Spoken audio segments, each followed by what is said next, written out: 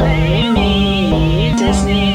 I just made this on my computer. This is not copyright. It is not copyright. It is not copyright.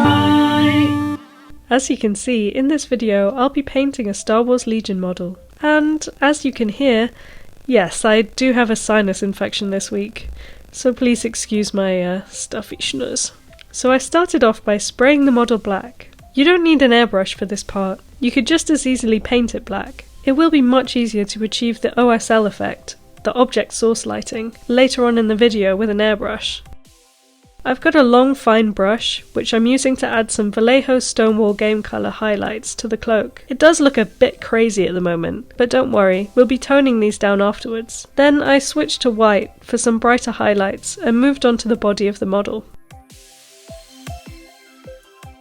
I'm picking out some really graphic lines on the edges of the suit, following the shape of the sculpt.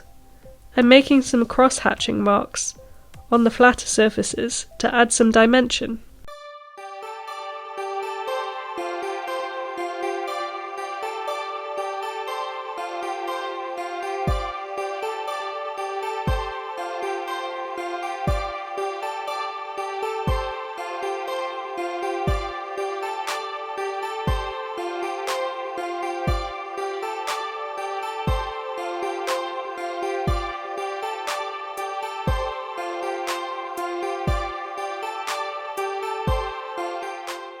I lost a little bit of footage here, but I just coated the cape with one coat of Army Painter Grim Black Speed Paint, and as you can see, the highlights have been knocked right back. I want the material to have less contrast than the metal parts, to distinguish between the subtle different shades of black in Vader's uniform. So I'm going to give the cloak a second coat. This may seem counterproductive, but building up the layers will just give us more depth to the model in the long run.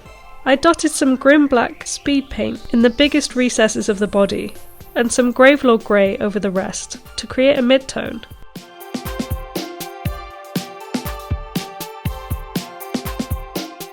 Then I went back in with the white to redefine the shiniest parts of the suit.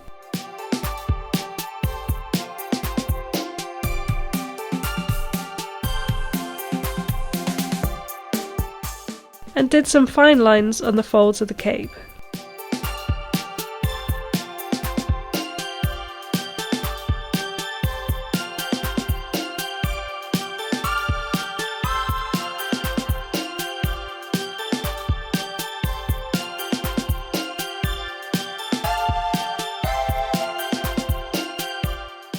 Of course, we've got to add some colour to the sabre here.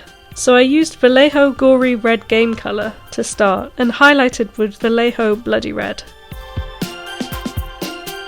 Now for the exciting part, the OSL. Angling from the lightsaber, I first sprayed some Army Painter Slaughter Red Speed Paint and then Fire Giant Orange. When figuring out where to airbrush the colour, try to draw a straight line between the lightsaber and the point where it's hitting. If you can't do so, you shouldn't be able to see any orange glow at that point. From the line of sight, the glow should disperse from a hot orange in the centre to a warm red fading into the shadows. You can achieve the same effect with dry brushing if you don't have an airbrush, but the fade will likely be less smooth. And there we have a quickly painted Darth Vader ready for battle.